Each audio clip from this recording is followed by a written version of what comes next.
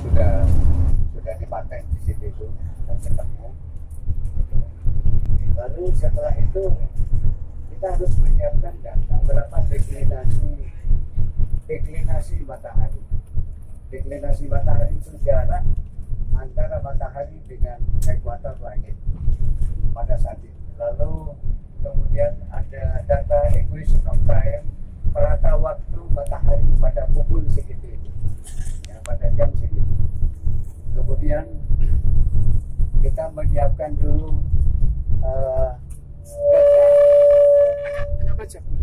data harus kita tahu pukul berapa nanti matahari terbenam, gitu. Ya. Jadi tinggi mataharinya berapa, tinggi matahari pada saat terbenam. Lalu kemudian pukul berapa matahari terbenam. Itu kita harus tahu. Gitu. Makanya kalau biasa nyaruhnya bareng-bareng itu kita ngecek nyocokkan jam itu ke 108. Ke Telkom ditanya jam berapa sekarang. Lalu cocokkan semua. Tim perlu yaitu nyocokkan jam.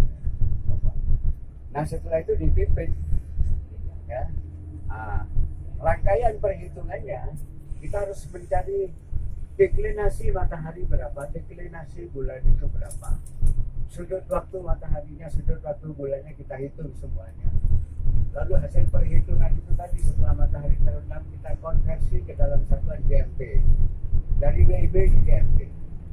Di Condro Dipo hari ini jam berapa terbenam matahari. Lalu dikonversi ke GMT. Kenapa? Karena semua data astronomi yang kita gunakan itu adalah data-data GMT. Ya, mulai sudut waktu, equation of time, yang deklinasinya berapa, ya.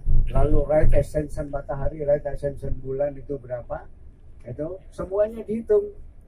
Itu barulah nanti kalau data itu sudah ada, sudah diketemukan masing-masing, kita harus mencari berapa ketinggian hilal hakikinya. Ya, hakiki itu dihitung dari titik pusat bumi. Gitu kan. Dalam dunia astronomi titik pusat bumi itu menjadi penting. Semua diukur. Kita mengukur ketinggian bintang apapun mesti berpangkal dari titik pusat bumi. Setelah itu ketemu, ketinggian hilal hakikinya ketemu, lalu dikoreksi kembali. Ya, dikoreksi banyak ketinggian tempatnya berapa, tipnya. Lalu kemudian koreksi nanti bahwa kita ini melihat hilal itu dari permukaan bumi bukan dari titik pusat bumi. Itu ada koreksi tipnya nanti berapa, ya. Jadi paling enggak ada 4 koreksi yang harus dilakukan baru ketemu ketinggian hilal menurut pandangan mata, hilal mar'i istilahnya, bukan hilal hakiki, gitu ya. Nah itu semua nanti kita kalau itu sudah selesai, baru kita mencari azimut, tangan azimut masing-masing. Karena bisa saja, misalnya begini, ini titik baratnya, ini utara, ini selatan. Bisa saja benda langit itu, matahari dan bulan ada di utara ini, dari titik barat. Ada pula kadang-kadang dua-duanya ada di selatan. Atau yang satu di utara, yang satu di selatan. Ya, ini. Berarti nanti semuanya ada di utara. Ya, di utara matahari. Ya, di utara dari titik barat. Lalu di mana hilal itu? Di utaranya atau di selatan matahari? Itu ada rumusnya juga nanti gitu. Nanti akan ketemu nanti yang namanya teropong itu, nanti akan diarahkan gitu. Di mana matahari akan terbenam nanti akan kelihatan semua. Ya, karena kita menggunakan rumus-rumus spherical trigonometry itu, ilmu kursi segitiga bola itu, sinus kosinus, nanti pasti bahas itu. Ya, di mana matahari akan terbenam, di mana hilal diprediksi muncul, posisi hilal itu bagaimana. Kalau ini matahari begini, kalau bulannya ada di utara mesti begini. Kalau ada di atas ini mesti telentang. Ya, kalau di atas, kalau kalian lihat hilal telentang, itu berarti matahari ada di bawahnya.